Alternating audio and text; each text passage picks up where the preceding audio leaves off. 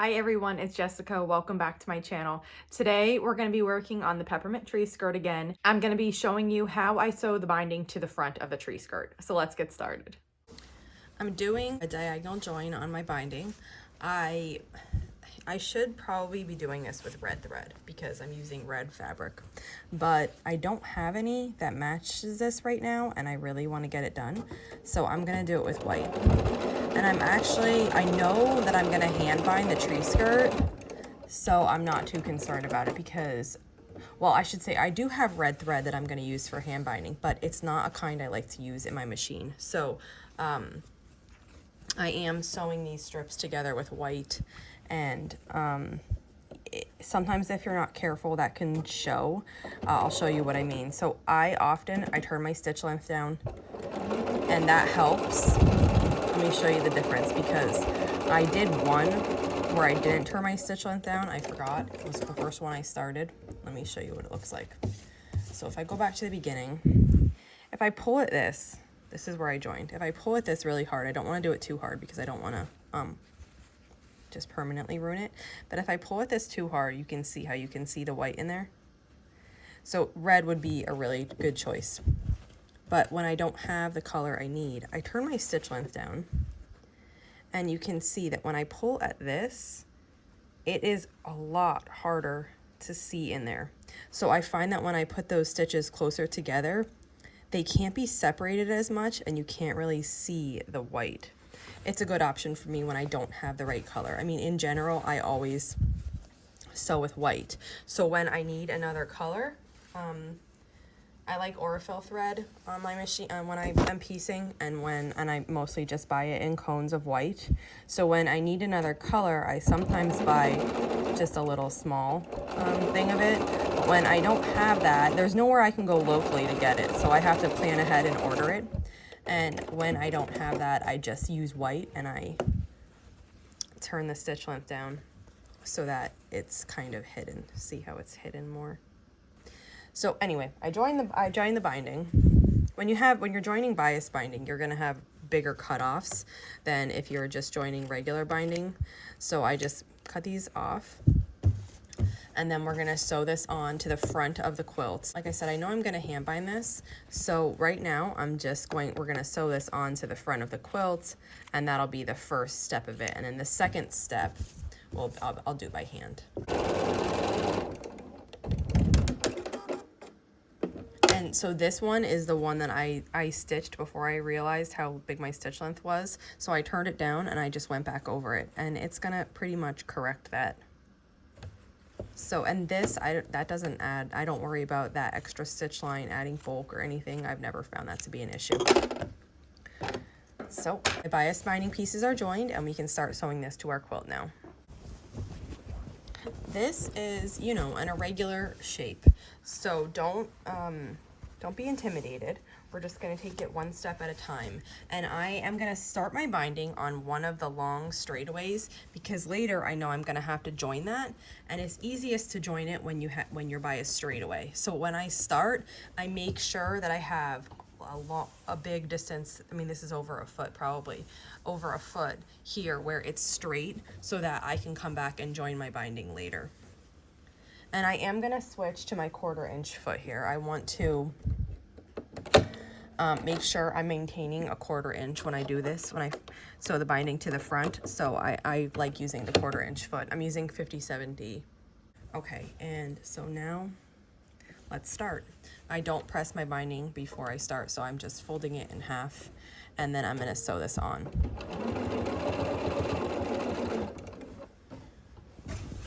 And this is kind of an awkward size, so I'm just going to be repositioning a lot. For the basting stitch, you can see it here. I can pull that out if I want, but I don't find that necessary as long as I did a good job and I stayed close to the edge, because when you sew the binding on, you don't even see that. If I didn't do that great of a job and I'm coming out past the binding, I'll show you a spot like that. I have one up here that might be that might do that. That one I'll pull out. And for these corners, I'm coming up to a corner. So it's not technically a regular corner, because a regular corner would be a 90-degree angle. It would come over here where the seam line is. We're really working with it is a very different angle than we're used to working with. So instead of folding it like I usually do on a quilt at a 90-degree angle on a corner, I'm just gonna like curve it. So I'll show you. I kind of come right up to the corner, and then I'm gonna stop. I'm gonna lift my foot, and I'm just going to very gently turn it like that. When I sew this on, I'll show you, I'm trying not to. If it happens, it's okay. But I'm trying not to make a crease in the binding there at the bottom where I'm sewing, so I don't get any like tucks. But that can happen, and it's okay. It will be hidden in your corner if you did that. I'll sew up just a little bit more, and then I'll cut the thread and show you what it looks like. So let me just get ahead of that corner a little bit. When I'm gonna stop like that, I just back stitch, and I'll cut the thread so you can see what this corner looks like. So you can see, if you get really close to the stitches here, it wants to tuck right there. But if I lay this flat, you can say it didn't actually tuck where I was sewing. So that's what I'm kind of going for. Now, if it does tuck, it's okay. And one thing is, you don't want to pull this binding too tight. If you pull your binding too tight, these edges won't lay flat. Like you see how, well, my back's puffed up, but okay, now you can see. You can see how these edges, they're laying flat on my sewing machine here because I didn't pull tight. If I pulled this binding really tight, they would be curving up like this because they'd have this tension from the binding and it wouldn't lay nice. So make sure you're not pulling your binding tight. You want to just kind of let it lay as it would if you weren't doing anything. That's kind of how I guide myself.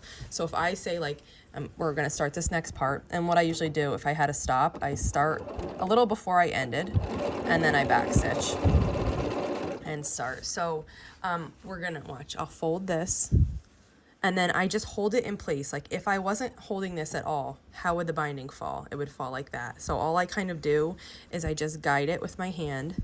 I'm not pulling it tight. I'm just letting it lay however it would lay if my hands were not there. And I know it's not pressed, so technically this wouldn't stay like that. Like it's because of this line wasn't pressed. But if you watch the bottom, I just let it lay how it would, so that looks good. And then I guide the top onto it and sew. And we're just gonna repeat this all the way around. Let's do another corner together so you can see that. So I'm coming up to the corner. If you want to kind of visualize it, where you're going to stop. Right now we're sewing with 1/4 of an inch, right? So if I put my ruler here, we're sewing along this top area. So where I want to stop and pivot would be 1/4 inch above this little point. So if you want, I mean, you can't see, you're not going to be able to see it, but if you want to visualize something, this is what you can do. You can mark a point that's 1/4 inch above your corner. And then you can kind of just keep your finger there. So watch, I'm going to line this up, my binding. And I'm keeping in mind that like right here is where I drew that mark.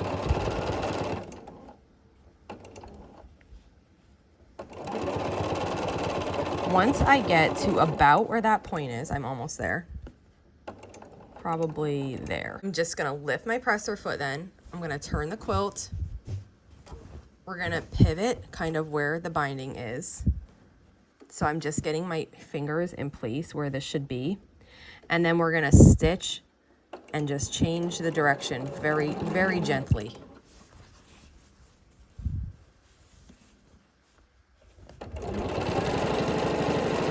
And we're gonna move on. So that corner, can you see?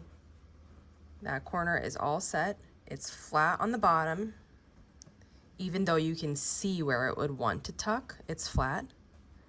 And then we have this little like ripple here that's supposed to be there. That's good. That's going to help us bind it on the back. So we just continue on all the way around. I'll meet you back here when we're going up into the inside and working on the circle. I'm coming up to the edge that enters into the center, and here we have a real corner. So here is this one. We're going to bind this just like a real corner. So we're going to come right up to it. When we get 1/4 inch away from the edge, now you can like mark this if you need to, or you can just do it by sight. But when we come a 1/4 inch from the edge, we're gonna cut the thread. I usually back stitch there a little bit, and then we're gonna turn. So to turn our binding, I usually just get mine lined up. Since I don't press, I have to just get it lined up with my hands. Then we're gonna come up at a diagonal. And when we do this, we're making sure that this fold comes right up to the corner where my thumb is. And the more accurate you can be there, the better your corner is gonna look. And then you just take the whole thing and you fold it back down in the direction that you're going. And then you can start sewing again with your 1/4 inch. This is a little bit big and awkward to work with. But so I'm holding most of it in my lap right now. So we're just gonna work towards the center now. This is a straightaway. Okay, so now I made it. I stopped just like we did before about, oh, you know what, let me go just like 1 or 2 more stitches. There we go. So now I'm about a 1/4 inch above that wide corner. And I'm just gonna we're gently turning, not pulling or tugging because it won't lay flat then. And this is a little bit more difficult than before because now we have to work our way around this center circle, which is kind of opened out the way I have this spread. But we just very slowly are gonna work our way around this. And again, try not to pull this tight or too tight. I kind of just try to work the circle and the binding. Sometimes if you lift your presser foot, so did you see when I lift my presser foot up, this allows me to move the back and kind of get in a straight area to work with. And when it stops being straight, I can lift the presser foot up again and reposition, and it kind of lets me get another straight area. And you just keep kind of working this around the center of your tree skirt.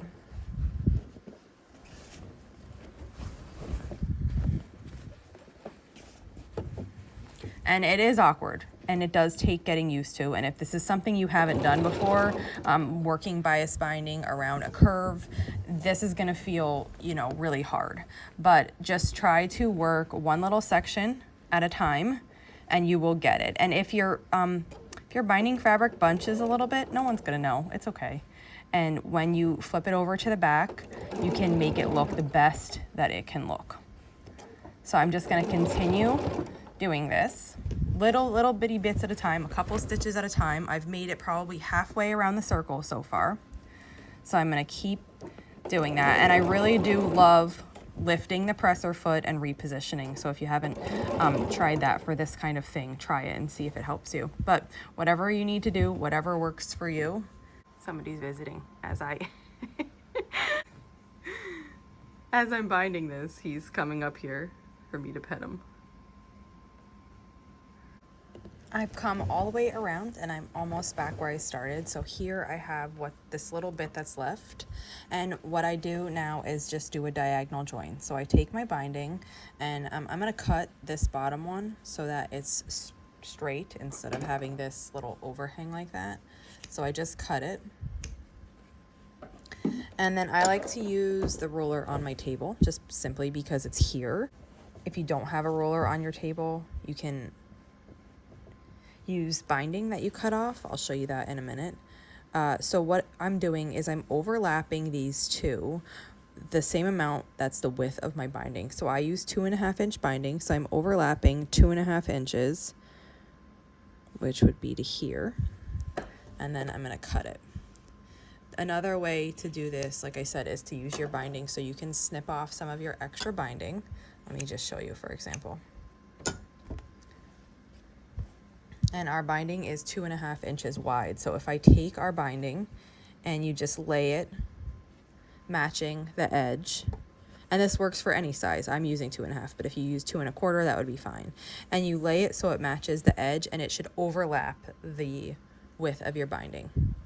I change my foot to 34D. I like this foot when I have to sew over fabric and not have a 1/4 inch. So for this one part, I'm gonna be sewing over fabric. So I'm taking this one, it's folded like this. I'm taking it so that it's right side up. And then I'm taking the back one. I have to fold the back of my quilt closer because I don't have enough space to reach. So I fold it closer. And then I'm taking the back one so that it's wrong side up. These are right sides together. and I just overlap them a little bit and I start stitching, and I see this is bent, so I have to just work with it a little bit at a time, but you can see how I was able to flatten it now. And I just sew along this diagonal and I cut the thread. Now before I trim this, I make sure my binding actually fits. So I take it back how I had it before, and I make sure that I have enough binding here to make the quilt lay flat, which I do. So once I'm sure of that, I come back and I cut this extra off, leaving 1/4 of an inch seam allowance. And then I turn the quilt, and we're just gonna sew. We're gonna sew this part that's not sewn. So right here is where I stopped. We're just gonna sew along that till we meet that. Now, if you wanna put your 1/4 inch foot back on, you can. I think I will. It's only a little distance, but I want this to be as accurate as possible. And when I use a 1/4 inch foot, like, I don't have to think about it. It just does the 1/4 inch seam for me. It's less paying attention, and I still get really accurate results. I'll start by back stitching a little bit, and then I'm just gonna sew along this. I have this little bit that's just like an overhang there, but that will just, you could trim it. I think I'll just sew over it. It'll tuck it down and it's fine. And I'm just sewing along here till I get back to where I started. And once I get back to where I started, I'm gonna do some back stitching just to secure this. And we made it around the whole quilt. You should feel really good now. Once you make it around, you can be like, whew, take a deep breath before you continue on. You did a big portion of the binding, and often getting it on the front, especially within a regular shape like this, is the trickiest part. While I was sewing, there's like a little bump back here, and somebody crawled in, and now he's under there. So now I can't finish the binding. We'll have to wait till he's done having his little cozy nap. And that's it for today. Our binding is attached to the front of the tree skirt. In the next video, which will be the last one, I'll be showing you how I sew it onto the back. Thanks for following along, and I'll see you soon.